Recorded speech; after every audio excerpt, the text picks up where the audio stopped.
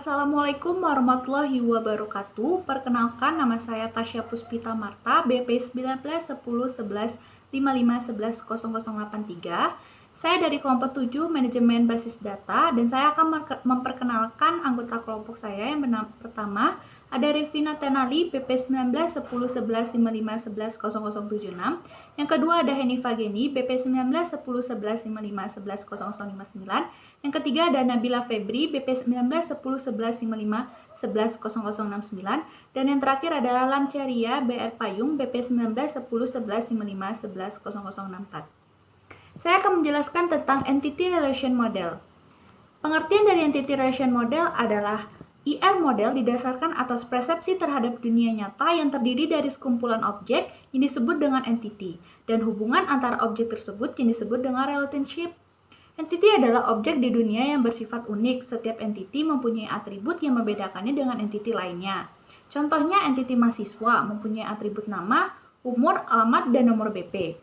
Contohnya seperti gambar di bawah ini. Ada NIM, nama, yang terdapat dari mahasiswa. Mahasiswa itu terdapat dari prodi, NIM, dan nama. Dan mengambil ke mata kuliah, yaitu ada kode mata kuliah dan nama mata kuliah. Pemodelan data dengan model IR menggunakan diagram IR.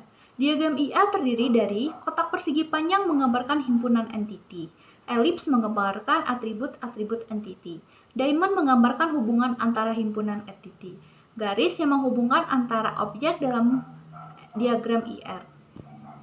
Dan seperti simbolnya, persegi panjang yaitu entitas, yaitu kumpulan dari objek yang dapat diidentifikasikan secara unik.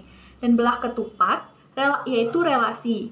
Ya, relasi itu adalah hubungan yang terjadi antara salah satu lebih entitas. Jenis hubungan antara lain one to many, many to many. Dan yang ketiga adalah gambar seperti lingkaran, yaitu yang disebut dengan atribut. Atribut tersebut adalah karakteristik dari entitas atau reaksi yang merupakan penjelasan detail tentang entitas. Dan yang terakhir ini seperti garis. Garis itu adalah hubungan antara entitas dengan atribut dan himpunan entitas dengan himpunan lainnya. Dan ini adalah entitas atau entity. Entitas menunjukkan objek-objek dasar yang terkait di dalam sistem. Objek dasar dapat berupa orang, benda, atau hal yang keterangannya perlu disimpan dan database. Untuk menggambarkan entitas dilakukan dengan cara mengikuti aturan berikut. Entitas yang dinyatakan dengan simbol persegi panjang. Nama entitas berupa kata benda tunggal. Nama entitas sebisa mungkin menggunakan nama yang mudah dipahami dan menyatakan makna dengan jelas. Yang kedua ada atribut atau atribut. Atribut sering juga disebut dengan property, merupakan keterangan-keterangan yang terkait pada sebuah entitas yang perlu disimpan sebagai database. Atribut berfungsi sebagai penjelas sebuah entitas untuk menggambarkan atribut yang dilakukan dengan mengikuti aturan sebagai berikut. Atribut dinyatakan dengan simbol elips. Atribut ditulis dengan simbol elips. Nama atribut berupa kata benda tunggal. Nama atribut sebisa mungkin menggunakan nama yang mudah dipahami dan padat menyatakan makna dengan jelas. Atribut dihubungkan dengan entitas yang sesuai dengan menggunakan garis. Yang terakhir adalah relasi atau relation. Relasi atau hubungan adalah kejadian atau transaksi yang terjadi di antara dua entitas yang keterangannya perlu disimpan di dalam database. Aturan penggambaran relasi antar entitas adalah: yang pertama, relasi dinyatakan dengan simbol belah ketupat. Nama relasi disebut di dalam simbol belah ketupat. Relasi menghubungkan dua entitas. Nama relasi menggunakan kata kerja aktif atau dilalui awal me atau tunggal. Nama relasi sebisa mungkin menggunakan nama yang mudah dipahami dan dapat menyatakan maknanya dengan jelas. Nama saya Revina Tenali, BP 19 10 11 55 11 0076. Di sini saya akan menjelaskan tentang model Object Oriented Model. Model Object Oriented Model ini adalah model berorientasi objek berbasiskan kumpulan objek, di mana setiap objek memiliki hal yang berikut. Nilai yang disimpan dalam variabel instan, di mana variabel tersebut melekat dengan objek itu sendiri. Istilah-istilah objek yang pertama adalah atribut, data item yang menegaskan objek. Kedua adalah operasi, yang merupakan fungsi di dalam kelas yang dikombinasikan bentuk tingkah laku kelas. Yang ketiga adalah metode, yang merupakan pelaksanaan prosedur atau badan dari kode yang eksekusi respon terhadap permintaan objek lain di dalam sistem. Ciri-ciri dari model ini yang pertama adalah encapsulation atau enkapsulasi, yang merupakan proses pengelompokan properti dan metode dengan memberikan hak akses kepada properti dan metode, sehingga properti hanya dapat diakses melalui metode asesor dan tidak dapat dirubah tanpa melalui prosedur yang seharusnya diatur pada metode mutator. Yang kedua adalah inheritance atau disebut dengan pewarisan. Di dalam pemrograman berorientasi objek, inheritance ini adalah cara untuk membangun hubungan antar objek. Di dalam inheritance klasik, di mana sebuah objek ditentukan oleh kelas-kelas. Kelas-kelas dapat mewarisi semua atribut dan behavior dari kelas-kelas yang sudah ada sebelumnya, yang biasa disebut sebagai kelas dasar, superkelas, atau disebut dengan kelas induk. Kelas-kelas yang melakukan inheritance disebut dengan derived class, subkelas, atau disebut dengan kelas anak. Hubungan antar kelas melalui inheritance memberikan efek kepada hierarki kelas. Yang ketiga adalah polimorfisme. Dari segi bahasa, polimorfisme ini berarti banyak bentuk. Di dalam pemrograman berorientasi objek, polimorfisme ini adalah cara di mana sebuah kelas dapat memiliki banyak metode dengan nama sama, dengan syarat memiliki struktur tipe, data dari parameternya harus berbeda. Kemudian contoh dari model berorientasi objek ini adalah misalnya database declaration using Java dengan application code written using Java. Saya Henifa Geni, nomor BP 19 10 11 55 11 0059. Yang ketiga yaitu model relasional. Model relasional merupakan sebuah data yang direlasionalkan dalam bentuk tabel yang terdiri dari baris dan kolom.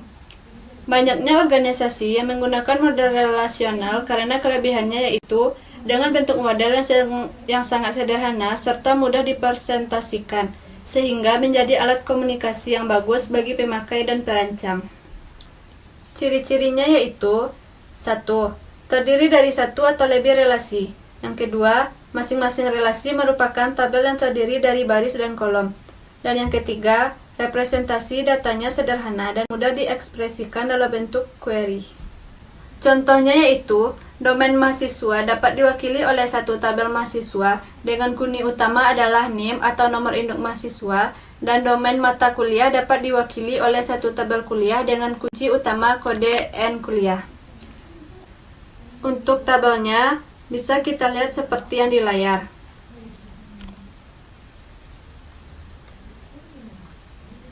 Hubungan antara kedua dominan ini dinyatakan dalam bentuk relasi. Ada 3 kemungkinan relasi antar dua dominan yaitu 1.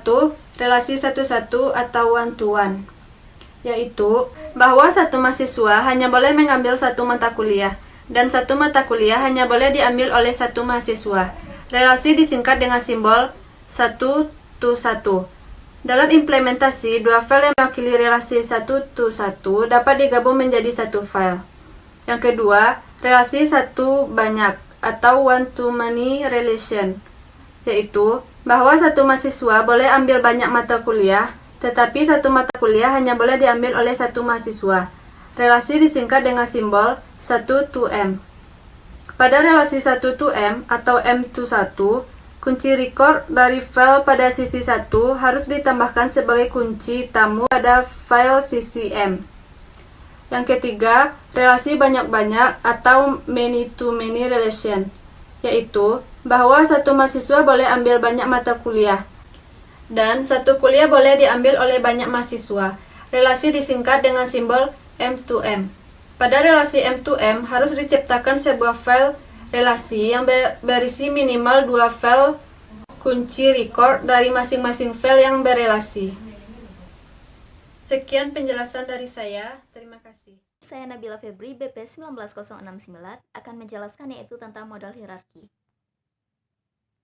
Nah, model hierarki sendiri yaitu merupakan suatu model database hierarki yang disebut juga sebagai model pohon. Karena hubungan antar simpul digambarkan seperti struktur pohon atau tree structure, yang dibalik dengan pola hubungan orang tua anak atau parents child. Setiap orang tua bisa memiliki hubungan 1:1 atau beberapa anak hubungan 1:m. Tetapi setiap anak hanya memiliki satu orang tua. Simpul-simpul yang dibawahi oleh simpul orang tua disebut anak, adapun hubungan antara anak dan orang tua disebut cabang. Perbedaannya adalah record diorganisasikan sebagai tree atau pohon daripada graf. Selanjutnya itu ada ciri-ciri dari model hierarki. Ciri-ciri dari model hierarki ini adalah terdiri dari simpul-simpul yang dilambangkan dengan kotak dan lingkaran. Selanjutnya, pola hubungan ortu dan anak atau parents child, sedangkan simpul yang memiliki anak parents disebut rods. Selanjutnya yaitu simpul yang memiliki anak disebut daun atau leaves. Kemudian, arsitektur yang dimiliki oleh model basis data jenis hierarki tercipta dengan berdasarkan hubungan child atau parent. Pada saat menggunakan model basis data hierarki, maka nanti routable maupun juga parentable akan berada pada susunan paling atas. Kemudian, ia akan langsung terhubung ke child tabel yang dikoneksikan dengan data. Nah, sekarang yaitu kelebihan dan kelemahan dari model hierarki. Yang pertama yaitu ada kelebihan dari model hierarki. Kelebihan dari model hierarki ini adalah data akan dengan cepat bisa dilakukan retrieve. Kemudian, integritas antar data akan lebih mudah diatur sesuai dengan keperluan. Sedangkan, kelemahan dari model hierarki ini adalah seseorang yang menggunakan model ini harus benar-benar familiar dengan susunan basis data. Dan yang kedua, akan terjadi redundansi data. Selanjutnya yaitu ada contoh dari model hierarki ini. Di sini dapat terlihat bahwa adanya universitas yang disebut dengan rod, fakultas yang disebut dengan parent, mahasiswa dan dosen disebut dengan child, serta ada mata kuliah. Nah, dari gambar yang tadi dapat kita lihat bahwa dari gambar struktur hierarki basis data di atas dapat dibuat struktur pengkoda record data atau level fisik untuk setiap entitas peserta hubungan antar. Susunan hierarki ditunjukkan dengan tanda anak panah pada medan data atau field yang digunakan sebagai kunci data atau primary key daerah diarsir. Relasi dalam hierarki model hubungan antar entitas dinyatakan dalam satu banyak atau one to many, atau satu-satu atau one to one. Sedangkan kelemahan dari model hierarki ini tidak dapat dilakukan pencarian data pada field atribut. Misal, tidak dapat menampilkan data pada tabel mata kuliah berdasarkan jumlah SKS, karena jumlah SKS bukan kunci dari data.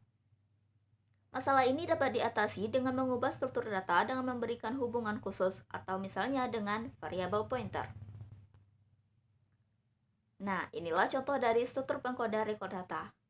Dan di sini dapat terlihat bahwa di gambar ini dapat terlihat bahwa adanya universitas, fakultas, mahasiswa, dosen, serta mata kuliah. Dan ada juga tanda anak panah yang menghubungkan antara yang disebut tadi dengan field. Saya Lamseria, saya akan memberikan penjelasan mengenai model network. Yang pertama, pengertian dari model network merupakan model data jaringan yang merupakan perbaikan dari model hierarki. Adapun perbaikan yang dilakukan adalah dengan penambahan root table ketika hendak melakukan search terhadap child table. Pengertian yang kedua yaitu model database jaringan merupakan pengembangan dari model database hierarki, di mana kelemahan yang ada pada model database hierarki yaitu ketidakmampuannya dalam mengolah hubungan banyak ke banyak atau many to many telah dapat diatasi dengan model database jaringan ini. Dalam model ini, data direpresentasikan sebagai koleksi record dan hubungan antar record, yang kemudian direpresentasikan sebagai pointer. Berikut adalah contoh gambar dari model data jaringan dapat dilihat dalam gambar berikut.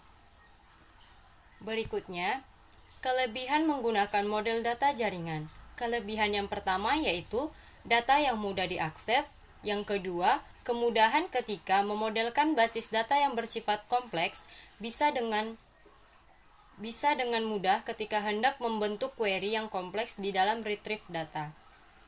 Yang kedua, kekurangan dari model data jaringan. Yang pertama, struktur datanya yang tidak mudah ketika hendak melakukan modifikasi.